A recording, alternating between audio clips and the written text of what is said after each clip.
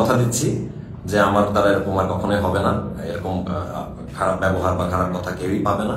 তাহলে বাজে আচরণ করার জন্য ক্ষমা চাইল শামীম হাসান সরকার, প্লাস অভিনয় শিল্পী সংঘ থেকে দেওয়া হলো লাস্ট ওয়ার্নিং। ঘটনা হলো, প্রিয়াঙ্কা প্রিয়া নামে এক শিল্পী শামীম হাসান সরকারের বিরুদ্ধে অভিযোগ এনেছিলেন যে তিনি শুটিং সিনে ডায়লগ বারবার ভুলে যাওয়ায় শামীম হাসান সরকার তাকে অকথ্য ভাষায় উল্টো পাল্টা কথা বলেন, বকাঝকা করেন। ইভেন প্রিয়াঙ্কা এটাও বলেছিলেন শামীম হাসান সরকার তাকে খুব বাজেভাবে জোরপূর্বক শারীরিক সম্পর্ক স্থাপনের একটা ইঙ্গিত দিয়েছিলেন। ইভেন সেটে শামীম নিষিদ্ধ দ্রব্য সেবন করছিলেন, এমনটাও প্রিয়াঙ্কা একটি ইন্টারভিউতে জানিয়েছিলেন। আর এরপর বেশ শোরগোল পেকে যায়। অপরদিকে শামীম হাসান সরকারও প্রেস কনফারেন্সে নিজের তরফ থেকে ক্লারিফাই করেছিলেন এবং বলেছিলেন প্রিয়াঙ্কার অভিযোগগুলো সব মিথ্যে। বাট এটা নিয়ে মিক্সড রিয়াকশন ছিল, সমালোচনা তারপরেও হচ্ছিল।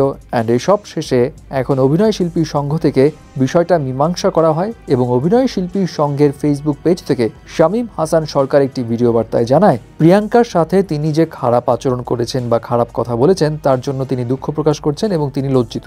তিনি আরও বলেন, তার যেহেতু অ্যাঙ্গার ম্যানেজমেন্ট ইস্যু আছে তাই রাগ কন্ট্রোল করতে পারেন না, তবে তিনি এরপর থেকে এটা খেয়াল রাখবেন এবং সেই সঙ্গে এটাও উল্লেখ করেন যে আমি কথা দিচ্ছি আমার দ্বারা এরকম আর কখনো হবে না, খারাপ ব্যবহার বা খারাপ কথা কেউ পাবে না। আমার কথার মাধ্যমে আপনি যদি কষ্ট পেয়ে থাকেন তাহলে আমাকে মাফ করে দিবেন। তবে অভিনয় শিল্পী সংঘ থেকে জানানো হয় যেহেতু শামীম হাসান সরকার অভিনয় শিল্পী সংঘ বাংলাদেশের একজন নিয়মিত সদস্য, সেহেতু সাংগঠনিক শৃঙ্খলা ও শিষ্টাচার ভঙ্গ করায় তাকে প্রথম এবং শেষবারের মতো সতর্ক করা হলো, এই মর্মে যে পরবর্তীতে যদি এরকম অভিযোগ প্রমাণিত হয় তাহলে তার সদস্য পদ গঠনতান্ত্রিক নিয়মে খারিজ করা হবে। মানে মিডিয়ায় কাজ করতে শামীম হাসান সরকারের তখন অসুবিধা হবে। এছাড়া প্রিয়াঙ্কা প্রিয়া তিনিও অভিনয় শিল্পী সংঘের ফেসবুক পেজ থেকে ভিডিও বার্তায় বলেন তিনিও ভুল করেছেন অভিনয় শিল্পী সংঘের সাথে আগে আলোচনা না করেই এসব নিয়ে ইন্টারভিউতে কথা বলে। প্লাস শামীম হাসান সরকার তাকে উল্টোপাল্টা কথা বললেও তিনি প্রিয়াঙ্কাকে কোনো ধরনের শারীরিক সম্পর্কের ইঙ্গিত দেননি, এই বিষয়টিও তিনি পরিষ্কার করেন।